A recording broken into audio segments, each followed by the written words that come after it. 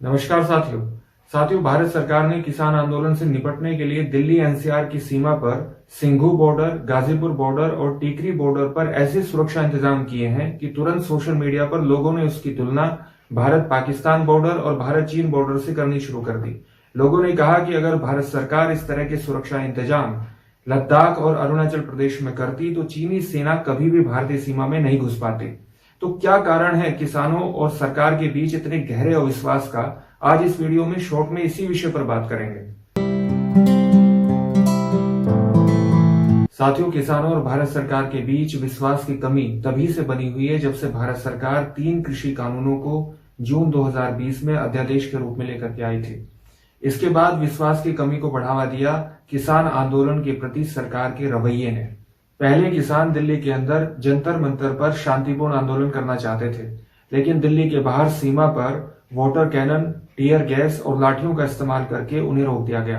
इसके बाद केंद्र में रूलिंग पार्टी के सपोर्टर्स, गोदी मीडिया, आईटी सेल और यहां तक कि सरकार के मंत्रियों ने शांतिपूर्ण आंदोलन कर रहे किसानों को कभी खालिस्तानी, कभी एंटी नेशनल, कभी टेररिस्ट और कभी agent of China and Pakistan कहना शुरू कर दिया। यहां तक कि देश के कानून मंत्री मिस्टर रविशंकर प्रसाद ने शांतिपूर्ण आंदोलन कर रहे किसानों को टुकड़े टुकड़े गैंग तक कह दिया।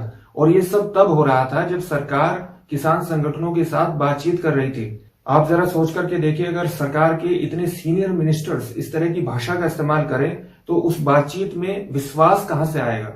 देश के कृषि मंत्री नरेंद्र सिंह तोमर ने किसान संगठनों से 11वें दौर की वार्ता के दौरान कहा कि आमतौर पर जब बातचीत का दौर जारी रहता है तो इस तरह के आंदोलन के दौरान आंदोलन के नए कार्यक्रमों की घोषणा नहीं की जाती।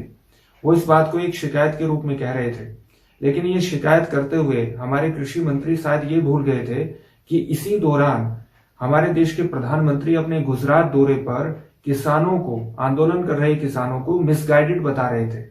तो बेहतर होता कृषि मंत्री उस दौरान ये भी बता देते कि क्या वो और उनके साथ मंत्रियों का समूह मिसगाइडेड लोगों से बात कर रहा है। फिर सरकार ने किसान संगठनों से 3 कृषि कानूनों को 12 से 18 महीने तक स्थगित रखने की बात की, जबकि ये वही सरकार है जिसको ये बिल इतने ज्यादा इंपॉर्टेंट लग रहे थे कि इन्होंने पार्लियामेंट सेशन तक का भी इंतजार नहीं किया और इनको ऑर्डिनेंस के रूप में लेकर के आए। इसके बाद पार्लियामेंट्री स्टैंडिंग कमेटी को ये बिल भेजने से मना कर दिया। उसके बाद राज्यसभा की सिलेक्ट कमेटी में रेफर करने से मना कर दिया। राज्यसभा में वोटिंग नहीं करवाई गई, जबकि राज्यसभा के नियमों के अनुसार अगर एक सदस्य भी वोटिंग की डिमांड करे तो चेयरपर्सन के लिए वोटिंग कराना अनिवार्य है। आप जानते हैं कि सरकार के पास राज्यसभा में बहुमत नहीं है। दोस्तों, इन सब चीजों ने मिलकर केंद्र सरकार और किसानों के बीच अविश्वास को बहुत ज्यादा बढ़ा दिया है।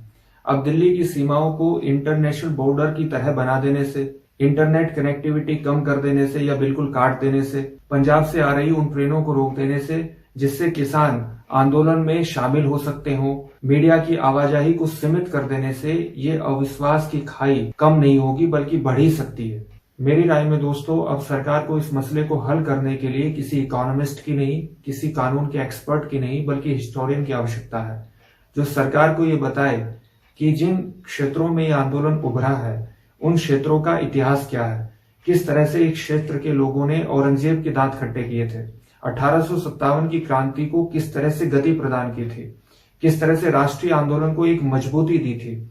इनफैक्ट दोस्तों, news and media website first post का वर्ष 2015 से 2018 का एक आंकड़ा है जिसमें जूनियर कमीशन ऑफिसर के लेवल पर पंजाब से प्रति 1 लाख जनसंख्या पर लगभग 51 व्यक्ति और हरियाणा से लगभग 46 व्यक्ति भर्ती हुए हैं।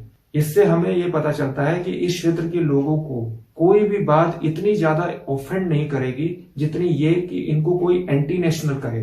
और जैसा कि अटल बिहारी वाजपेयी गवर्नमेंट में मिनिस्टर रहे और हमारे देश के जाने माने पब्लिक इंटेलेक्चुअल अरुण शौरी कहते हैं कि सरकार को ये बात समझनी चाहिए कि for a Sikh every fight is a fight to the finish.